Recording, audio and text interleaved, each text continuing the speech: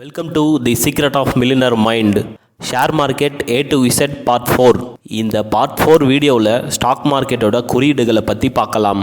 இந்த குறியீடுகள் லெசனில் இருந்து சென்செக்ஸ், நிஃப்டி, ஸ்டாக் மார்க்கெட்டில் இருக்கக்கூடிய குறியீடுகளை மேனேஜ் பண்ணிட்டு வரக்கூடிய IISL நிறுவனத்தை பற்றியும் NSE அண்டு BSEயில் இருக்கக்கூடிய ஒரு சில பாப்புலரான குறியீடுகளை பற்றியும் பார்க்கலாம். நீங்கள் அடிக்கடி டிவிலையும் நியூஸ்லையும் இந்த வார்த்தையை கேட்டிருப்பீங்க. எக்ஸாம்பிளுக்கு சென்செக்ஸ் 10 புள்ளிகள் மேலே போகுது, இல்லை 15 புள்ளிகள் கீழே இறங்குதுன்னு. இப்போது சென்செக்ஸ் எதனால் மேலே போகுது இல்லை கீழே இறங்குதுன்னு பார்க்கலாம். காய்கறி மார்க்கெட்டில் வெங்காயம் மற்றும் தக்காளியோட ப்ரைஸ் அதிகமாகும் போது மார்க்கெட் எப்படி மேலே போகுதோ அது மாதிரியே ஸ்டாக் மார்க்கெட்டில் ஸ்டாக்ஸோட ப்ரைஸ் அதிகமாகும் போது மார்க்கெட் இன்க்ரீஸ் ஆகுறதையும், ஸ்டாக் ப்ரைஸ் டவுனில் போகும்போது மார்க்கெட் டவுனில் போகிறதையும் பார்க்க முடியும். ஸ்டாக் மார்க்கெட் இன்க்ரீஸ் ஆகும்போது காளை மாட்டோட குறியீடும், மார்க்கெட் டவுனில் போகும்போது கரடியோட குறியீடும் பயன்படுத்தப்படுது. இந்தியாவை பொறுத்த வரைக்கும் ஸ்டாக் மார்க்கெட்டில் 1980 வரைக்கும் எந்த விதமான குறியீடுகளையும் பயன்படுத்தப்படாமலேயே ரன் ஆகிட்டு இருந்தது. மார்க்கெட் இன்க்ரீஸ் ஆகுறதையும் டிக்ரீஸ் ஆகுறதையும் தெரிஞ்சுக்கிறது குழப்பமாக இருந்ததுனால காளை மாடு, கரடி மாதிரியான குறியீடுகளை கொண்டு வந்தாங்க. உலக அளவில் இந்த மாதிரியான குறியீடுகளை உருவாக்குவதற்காகவே ப்ளூம்பர்க் மாதிரியான பல பெரிய நிறுவனங்கள் ரன் ஆகிட்டு வருது. சென்செக்ஸ் குறியீடு இது இந்தியாவோட ரொம்ப பழமையான ஸ்டாக் மார்க்கெட் குறியீடு. சென்செக்ஸ் குறியீட்டை 1986 இருந்து பயன்படுத்தப்படுது. இந்தியாவோட டாப் 30 கம்பெனிஸ் இங்கே தான் லிஸ்ட் அவுட் பண்ணப்பட்டிருக்கு.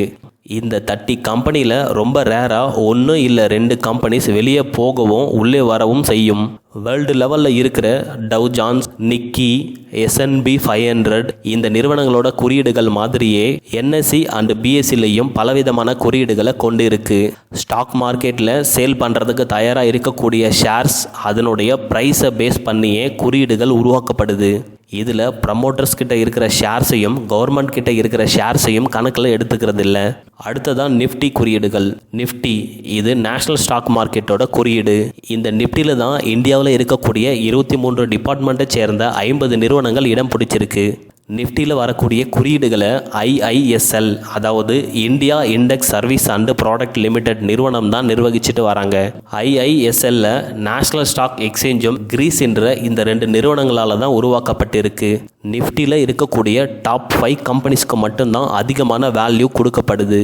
இந்தியாவை பொறுத்தவரை இந்த டாப் 5 கம்பெனிஸில் எப்போவுமே நம்பர் 1 இடத்துல இருக்கிறது ரிலையன்ஸ் இண்டஸ்ட்ரி மட்டும்தான். ரிலையன்ஸ் இண்டஸ்ட்ரி நம்பர் 1 இடத்துக்கு வர்றதுக்கு முக்கிய காரணம்னு பார்க்கும்போது, எக்ஸாம்பிளுக்கு சொல்லணும்னா நிஃப்டியில் 100 புள்ளிகள் மேலே போகுதுன்னா அதில் ரிலையன்ஸ் இண்டஸ்ட்ரியோட ஷேர்ஸ் மட்டுமே 9.84% அளவில் இருக்காங்க. ரிலையன்ஸ் இண்டஸ்ட்ரிக்கு அடுத்ததான் இன்ஃபோசிஸ் நிறுவனம் 9.41%, ICICI bank 6.8%, ITC 5.46%, L&T 5.27%, HDFC 5.01%, HDFC bank 4.40%ன்னு அடுத்தடுத்த இடத்துல இருக்காங்க. ஸோ மீதி இருக்கிற ஷேர்ஸ் தான் கிட்டத்தட்ட 44 கம்பெனிஸ் பிரிச்சுக்கிறாங்க. Bharat petroleum, Reliance power, Reliance capital, Suzlon companies. இந்த கம்பெனிஸ் எல்லாம் 0.50% அளவிலேயே ஷேர்ஸோட வேல்யூவை டிவைட் பண்ணிக்கிறாங்க. நிஃப்டியில் எப்படி டாப் 5 கம்பெனிஸுக்கு அதிகமான ஷேர்ஸை ஒதுக்குனாங்களோ அதே மாதிரி சென்செக்ஸ்லையும் டாப் 5 கம்பெனிஸுக்கு அதிகமான ஷேர்ஸை ஒதுக்கியிருக்காங்க. எக்ஸாம்பிளுக்கு சென்செக்ஸில் டாப் 5 கம்பெனிஸுக்கு 30 ஷேர்ஸ் ஒதுக்கப்பட்டிருக்கு.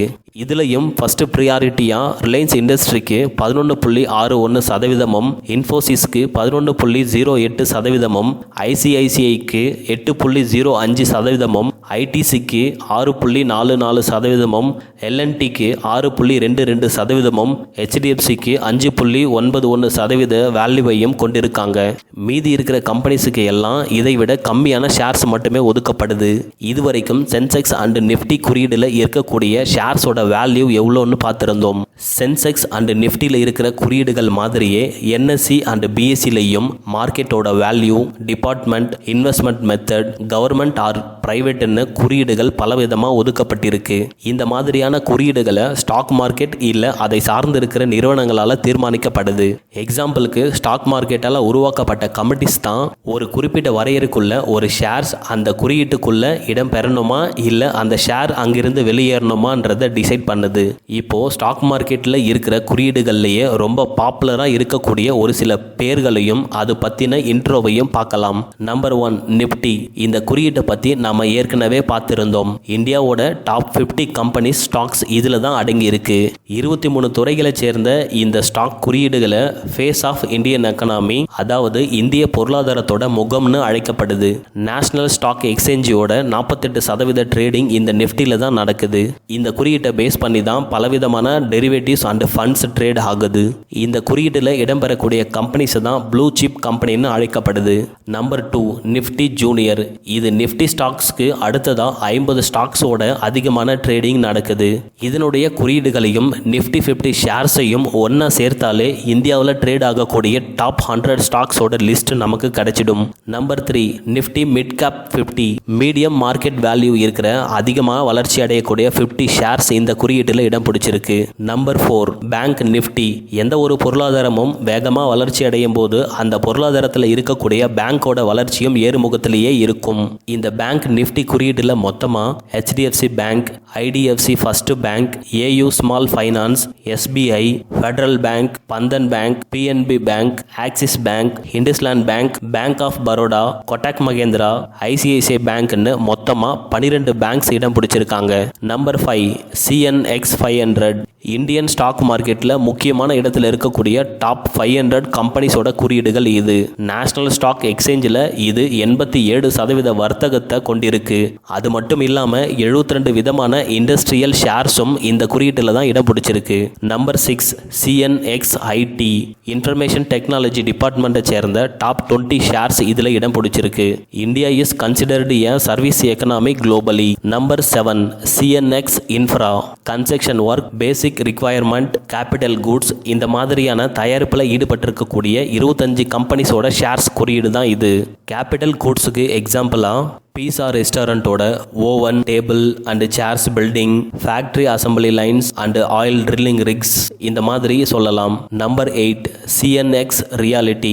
ரியல் எஸ்டேட் டிபார்ட்மெண்ட்டில் இன்வால்வ் ஆகி இருக்கிற டாப் 10 கம்பெனிஸோட ஸ்டாக்ஸ் இந்த குறியீட்டில் இடம்பெற்றிருக்கும். இதுவரைக்கும் NSEல இடம் பிடிச்ச ஒரு சில கம்பெனிஸை பற்றி பார்த்துருந்தோம். இப்போ BSEல இருக்கக்கூடிய சில இம்பார்ட்டன்டான குறியீடுகளை பற்றி பார்க்கலாம். BSEல Sensex, BSE mid cap, BSE small cap, BSE 100, BSE 200, BSE 500, BSE auto, BSE and BSUன்னு சில குறியீடுகளை சொல்லலாம்.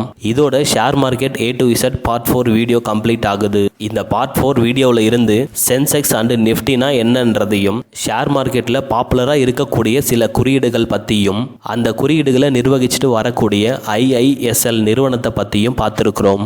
Share market A to Z video சீரிஸோட பார்ட் 1, பார்ட் 2, பார்ட் 3 வீடியோ பார்க்காதவங்க ஃபைனான்சியல் இன்ஃபோடெஸ்க்ன்ற நம்ம யூடியூப் சேனலோட பிளேலிஸ்ட்டுக்கு போனீங்கன்னா அந்த வீடியோவையும் பார்க்க முடியும். அடுத்ததா பார்ட் 5 வீடியோவில் இருந்து அனதர் சைட் ஆஃப் ஸ்டாக் மார்க்கெட்ன்றதையும், EPS, earning per shares, BV, book value, PE, price earning per shares, dividend ஈல்டுன்ற இந்த டாப்பிக்கை பற்றியும் பார்க்கலாம். இந்த வீடியோ பிடிச்சிருந்தா மறக்காம லைக் அண்ட் சப்ஸ்கிரைப் பண்ணிடுங்க. ஸோ நவ் தேங்க்யூ ஃபார் வாட்சிங்.